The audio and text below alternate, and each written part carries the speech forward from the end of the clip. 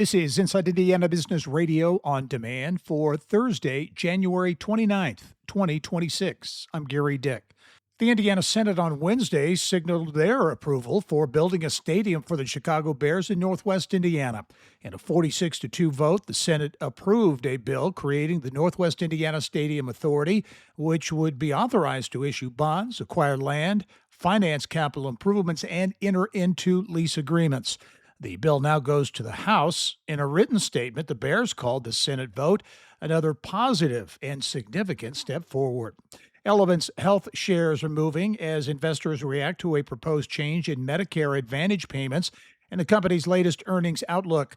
Elevance shares fell 14% on Tuesday on news of a proposal from the Trump administration to limit federal payments to government insurance plans. The National Bobblehead Hall of Fame and Museum said this week its Indiana University National Football Championship collection has become the best-selling set in its 12-year history. The Milwaukee-based museum has sold more than 5,000 units across 5 different bobbleheads, honoring the team's 16-0 season, including designs featuring Curt Cignetti, quarterback Fernando Mendoza, and mascot Hoosier the Bison. Fernando Mendoza, and just this past Friday, we unveiled the diving touchdown bobblehead, so that one's been our most popular out of all of them, probably close to 2,000 sold.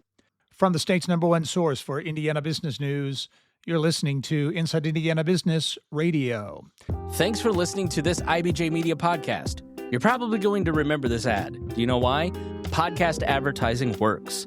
85% of listeners recalled hearing an ad during a podcast, and 70% of podcast listeners have acted after hearing an ad.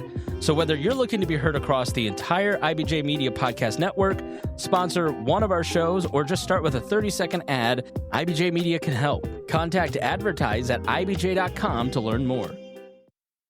Indiana University and Purdue University are pouring hundreds of millions of dollars into their newly independent campuses in downtown Indianapolis. Since the split of IUPUI in 2024, both Indiana University Indianapolis and Purdue University have launched major construction projects aimed at growing enrollment, research, and student life downtown.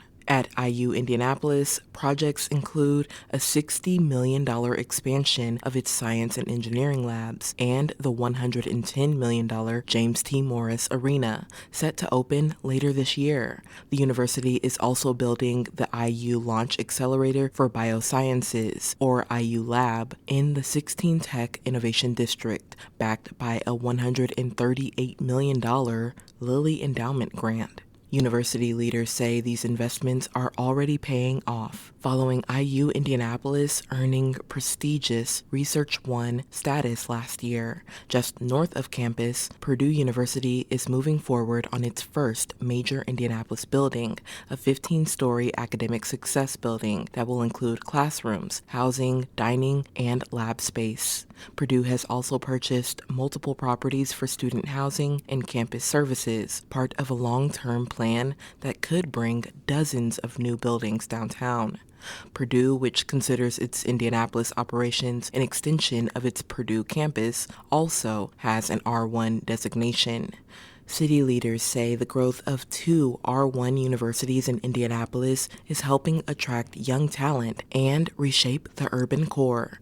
Abriana Herron, Inside Indiana Business Radio. Trine University has named its current executive vice president as the university's next leader. Tony Klein has worked at Trine since 2013 and has served in multiple roles. This is Gary Dick for Inside Indiana Business Radio on Demand.